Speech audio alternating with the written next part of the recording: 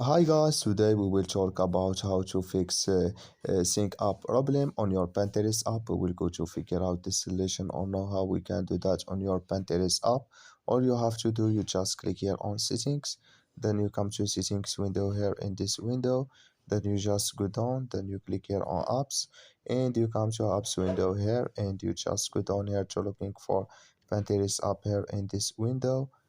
Then we click here on Pinterest and we come here to app info window here, and you just click here on for stop, then you click here on OK, and you just go down, then you click here on storage, and you come to storage window, you just click here on clear cache, then you click here on clear data, and you just turn off your Wi-Fi and turn on it, and it's going to work with you. So that's all you have to do to fix that problem you have on your Pinterest app. Just follow this ways and it's going to work with you. Thank you for your watching. Don't forget to support us by liking, subscribe, and see you in next video.